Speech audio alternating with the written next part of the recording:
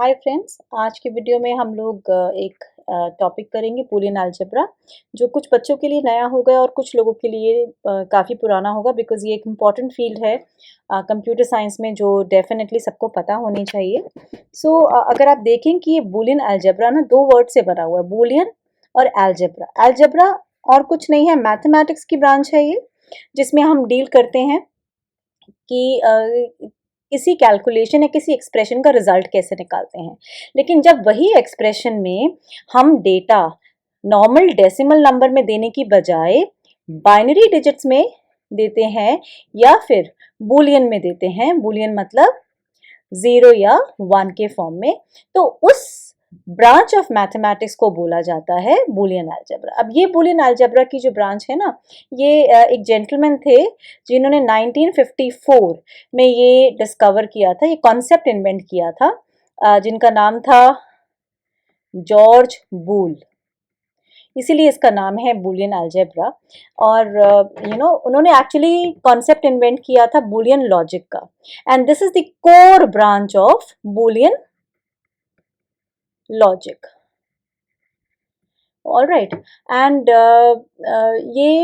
using this particular branch, you give the expression, you give the values in the form of zeros and ones, and then the final result is also in the form of, so you basically have a boolean expression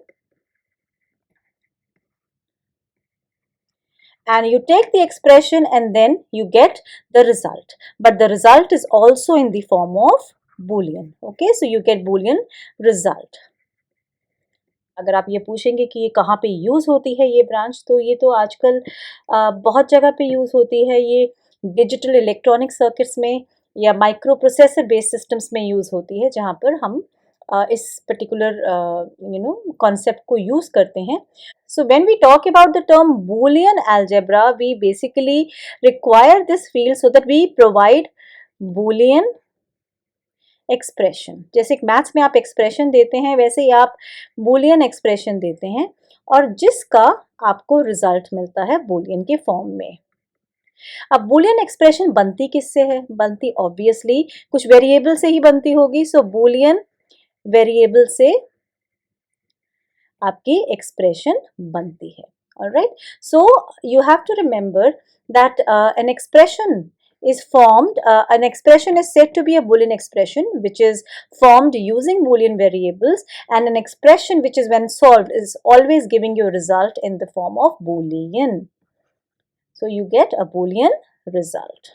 Alright, which means you provide some combinations of zeros and ones and you get the result either in the form of 0 or in the form of 1. Like for example, if I am saying x, I say y, I use certain symbols in between. So this is called as a Boolean variable. Why? Because it can take either the value 0 or it can take the value 1. Similarly, I have the value y, which also takes a value 0 and 1. But when I use them combined to form some kind of expression, so if I give you an example of an expression, this is an expression. If I write x dot y, this is an expression. If I write x plus y dot z, this is an expression. So these are expressions, and that is what we will also going to learn. So when we have the expression, we provide them the inputs. So we provide them Boolean inputs and we get the result in the form of Boolean. Okay, that means final result is either 0 or it is 1. Okay, so this is called as a Boolean expression, and this is called as a Boolean result. Okay, so the first thing that we need to know is that what are the types or how many values have to be given to a Boolean variable. So for that, there is a term called as truth table.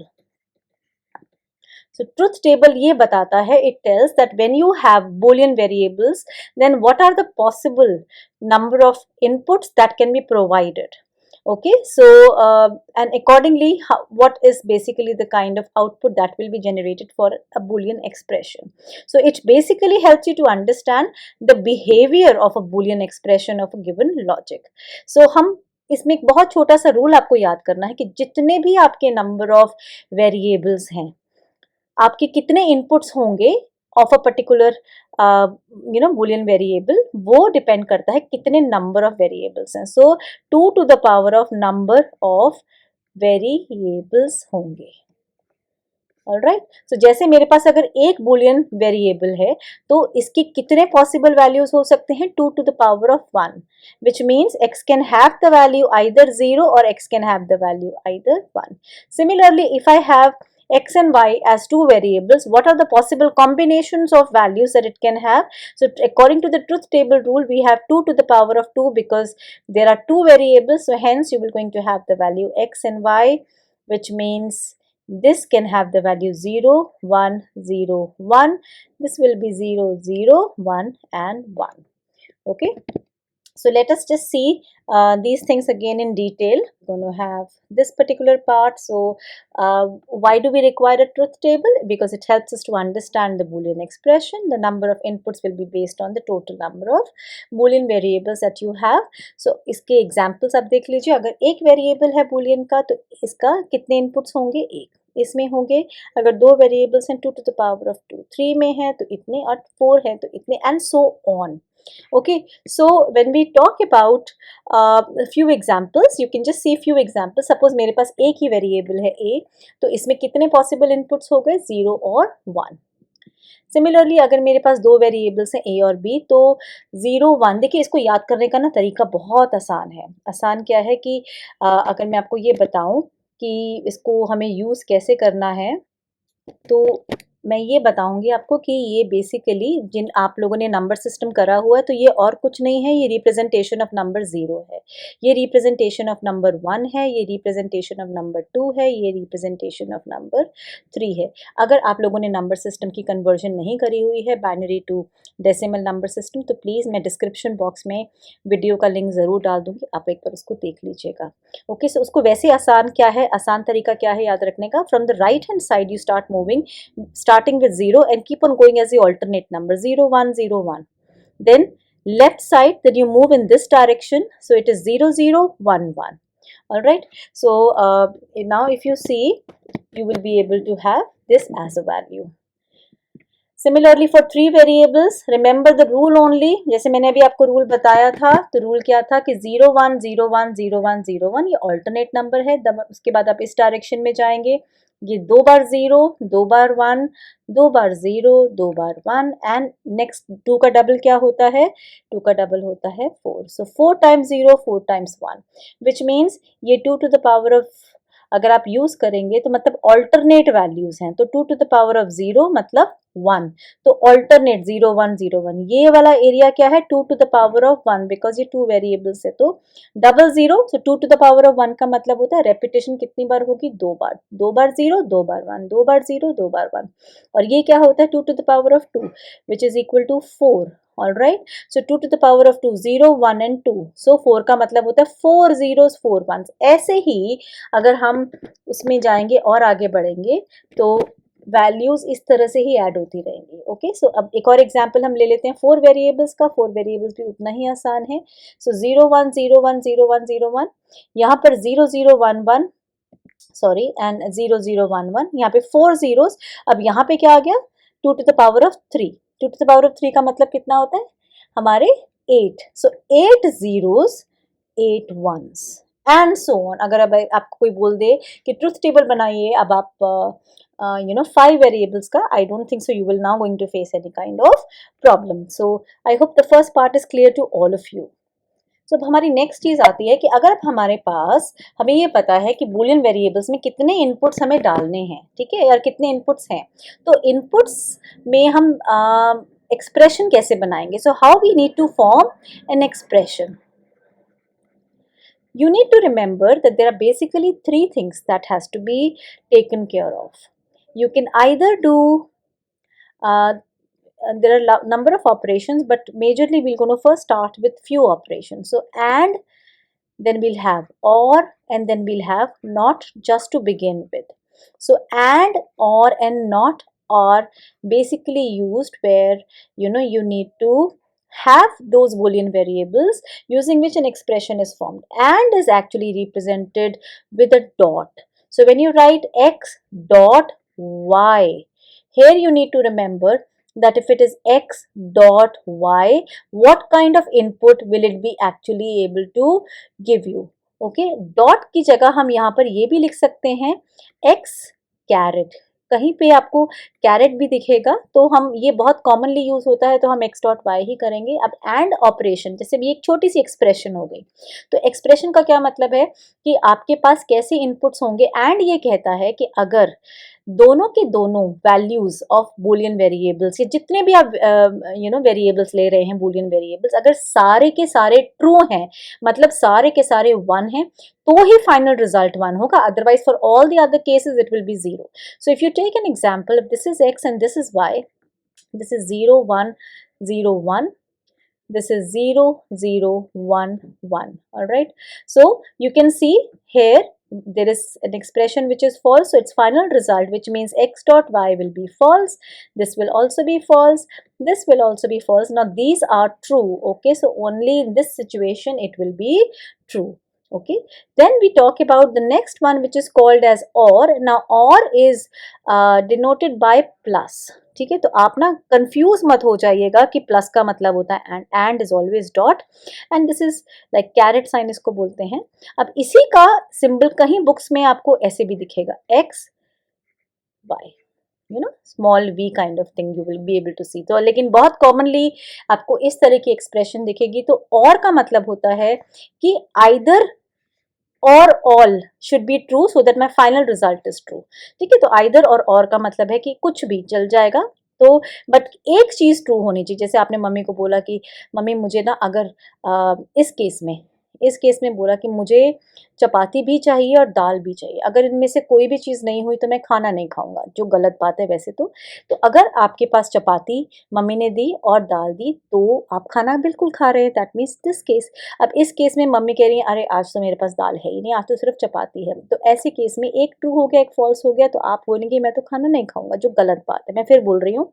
So that is something that will be there. Now similarly if you talk about और में ऐसा है कि you are very flexible. So आपने बोला कि ठीक है मैं ना अपनी स्केच पेन, या तो आप मुझे रेड कलर का स्केच पेन दे दो या ब्लू कलर का स्केच पेन दे दो, and I will be drawing my file with either of them. So if this is 0 1 0 1 and this is 0 0 1 1, so in this particular case this will be 0 because both of them are false. So neither you have a red sketch pen nor you have a blue sketch pen, so you're not going to decorate your file because you needed at least one of those, so that's why your final result is 0. But if any one of them is available, the result is 1, the result is 1. If both of them, तो फिर तो सोने पे सुहागा है ही कि आपके पास दोनों चीज़ें हैं और आपका रिजल्ट फाइनल 1 है, तो आप बहुत अच्छे से अपनी फाइल को डेकोरेट कर लोगे. नॉट का मतलब होता है कि अगर आपके पास कोई भी चीज़ है तो उसका उल्टा कर दीजिए, मतलब कोई एक्सप्रेशन जो है उसका नेगेशन कर दीजिए. तो हम इसको ऐसे लिखते हैं x to the power of ये टिल्डा, और या फिर बहुत बुक्स में आपको टिल्डा साइन भी दिखेगा, तो ये टिल्डा साइन ऐसे आता है. तो टिल्डा साइन हम कम जगह देखते हैं, ये हम बहुत कॉमन जगह देखते हैं. तो इसका मतलब है कि अगर मेरे पास एक एक्सप्रेशन है या एक वेरिएबल है जिसका फाइनल रिजल्ट 0 है, तो 0 का नॉट मीन्स 1, 1 का नॉट मीन्स उल्टा. तो मतलब कोई भी चीज़ अगर ट्रू है तो वो फॉल्स हो गई, कोई भी चीज़ वो फॉल्स है तो वो ट्रू हो गई. ठीक है, तो इसके अलावा भी हमारे पास एक्सप्रेशंस हैं, तो वह भी हम करेंगे उसके लिए. But to begin with I thought I just tell you that these are the kind of expressions that you should be knowing. Now apart from that you also have the in logical operations को implement करने के लिए हमारे को logical gets की भी ज़रूरत होती है. ठीक है, तो ये गेट्स जो हैं वो डिज़ाइन कैसे होते हैं, this is what I will just now going to tell you. If you see these are logic gates, there are number of logic gates. So the first gate that you should be knowing is AND gate. AND gate में आपने अगर दो variable दिए तो आप and कैसे represent करते हैं, a डॉट b से. ऑलराइट, सो अगर आपके पास a डॉट b है तो आपको मैंने अभी क्या समझाया था, एंड का मतलब है. अब इसकी ग्राफिकल रिप्रेजेंटेशन, तो जो मैंने अभी आपको एंड के बारे में बताया ना कि 0 और 0 0 होगा, 0 और 1 0 होगा, because all the input should be true to get the final result true. So यहाँ पर true इसीलिए है because both of them are true. Okay, now in this particular case, how do you draw this? You know, I told you that if it is A or if this is B, then and is represented as A dot B. तो जब A dot B से वो represent हो रहा तो diagrammatically कैसे होगा? Diagrammatically इसको हम ऐसे represent करेंगे. Okay, so you can say a D symbol is there. You're providing the inputs and then you're getting this particular output. So this is A dot B, which is representing an AND gate. अब next देखते हैं हम लोग. Next है हमारे पास OR gate. अब OR gate का आपको एक्सप्रेशंस मैंने बता दिए थे जिसमें हम लोग यूज करते हैं plus. So in this case, you know that either of the conditions should be true or either of the expression should be value should be true in the expression so that you get your final result true. So अब आपके पास 0 है तो दोनों 0 हैं तो obviously ये 0 हो जाएगा. इनमें से एक 1 है तो ये 1 हो जाएगा, 1 हो जाएगा और 1 हो जाएगा. अब ये डायग्रामेटिकली कैसे रिप्रेजेंट होता है? डायग्रामेटिकली आपने दो इनपुट दिया, आपने A दिया, आपने B दिया, तो ये इन्वर्टेड आर्क कि जैसे होता है ना आपके arc, and then you have this. So you just moulded that D that you had in end, थोड़ा सा इसको पुश कर दिया तो ये ऐसे बन गया arch, and then you gonna have A plus B. सो जैसे मैंने आपको बताया था कि अगर हमारा OR गेट है तो इसको हम ऐसे भी रिप्रेजेंट करते हैं और अगर AND होता तो उसको उल्टा. ठीक है. So when I am saying that you know you will gonna use this,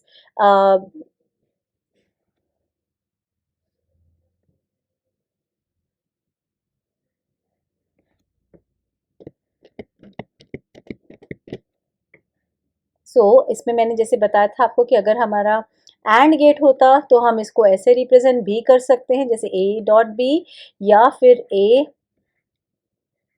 B, और इसी तरह से अगर हमारा और है जैसे ये वाला केस है, दिस केस इज देयर, इसको हम रिप्रेजेंट करते हैं A B B.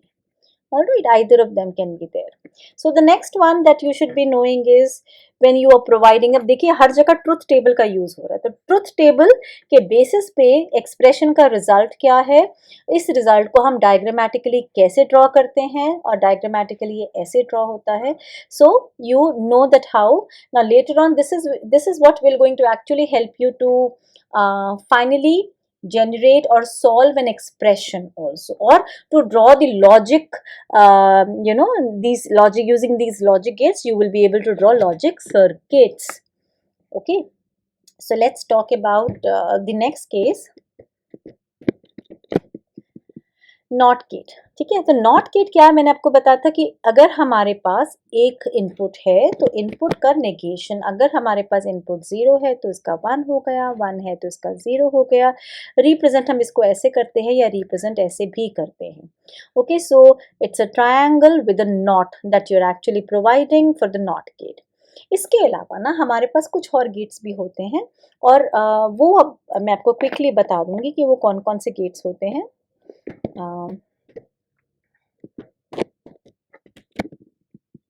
Another gate that we have is called as a NAND gate. देखिए NAND और AND. NAND का मतलब होता है not of AND. ठीक है, सो AND क्या है हमारे पास, हमें पता है ना, ये AND गेट है. ऑलराइट, तो ये हमारा A है. These are the inputs that we are having and this is the result A dot B. अब इसी के आगे अगर हम यहाँ पर नॉट लगा दें तो this will become a NAND gate. So this answer will not be A dot B, but it will be negation of A dot B, which means if I have the input A and B, now you know how to give the inputs 0 1 0 1. You will provide 0 0 1 1. So I'll just show you an example. You will see A dot B. First you will going to calculate, because let us go step by step, and then we're going to have A dot B inverted. So my answer will be 0 0 0 1. When I say inverted, so inverted of this, which means inverted of 0 will become 1, inverted of 0 will become 1, this will become 1, and this will become 0. Alright, so this part I hope is clear to you. What do you mean? अच्छा, एक चीज और मैं आपको बता दूं, NAND को हम यूनिवर्सल गेट भी बोलते हैं, क्योंकि कोई भी बूलियन एक्सप्रेशन जो है, अगर हमारे पास बाकी गेट सपोज अवेलेबल नहीं है जिनसे हमें डिजाइन करना है, एक लॉजिक सर्किट। तो लॉजिक सर्किट को डिज़ाइन करने के लिए अगर हमारे पास सिर्फ नैंड गेट की अवेलेबिलिटी है तो हम किसी भी एक्सप्रेशन को कन्वर्ट कर सकते हैं नैंड गेट में सिर्फ, and we can actually draw or design a circuit using just NAND gates. That's why it's called as universal gate. All right, so let's see this, what I have just told you. So this is nothing but A dot B inverted, and this is what I just told you. All right, so it's, I think, pretty simple.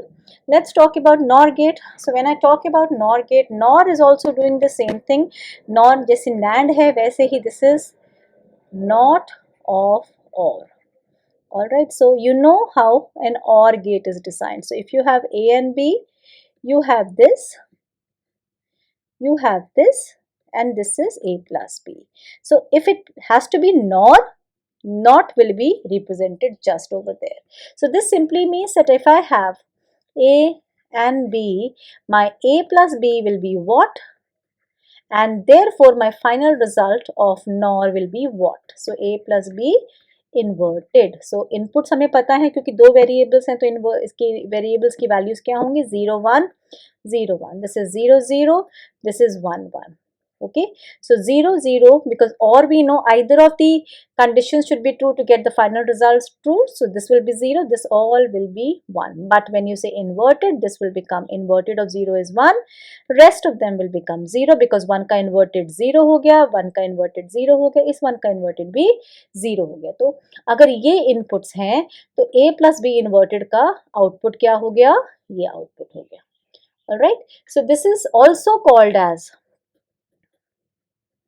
Universal gate. इसको भी इसीलिए बोलते हैं universal get because अगर आपके पास कोई भी और गेट्स नहीं है, सिर्फ और सिर्फ नॉर गेट्स हैं, ठीक है, तो पूरा का पूरा एक्सप्रेशन जो है वो कन्वर्ट हो सकता है नॉर में, so that you can actually design a circuit with only NOR gates. So these two gates NAND and NOR are called as universal gates. Okay, now I think you all will be able to tell this reason to everybody, and we'll of course learn in the video also, maybe in the next series of video, that how to convert any expression into either NAND or either NOR also. Why are they exactly called as? So we'll actually do the actual verification why these gates are called as universal gates.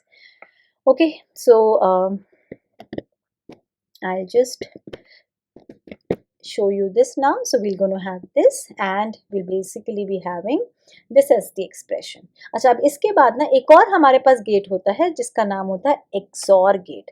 Okay, so XOR word का मतलब होता है exclusive. This X means exclusive OR.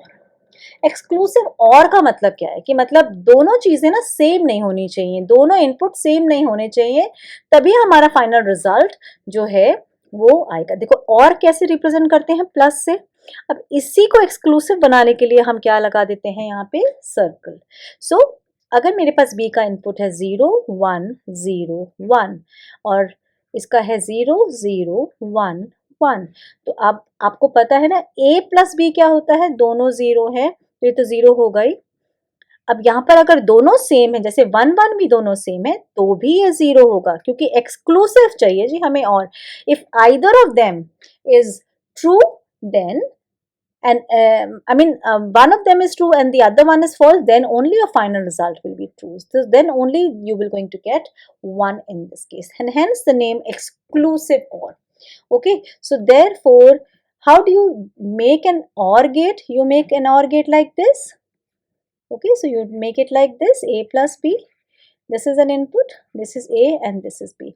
How do you make it exclusive? By using another arc over there and just put a circle. As simple as that. All right, so I'll just show you now. This is an exclusive OR gate and you will be able to see this form of the exclusive OR gates just with these inputs which I have already covered with you. So next video में अभी हम करेंगे इसका postulates कि जब हमारे पास expression है तो एक्सप्रेशन तो कैसे भी हो सकती है, तो is there any way to simplify the expression. So we are going to do certain rules and their verification also, truth table verification.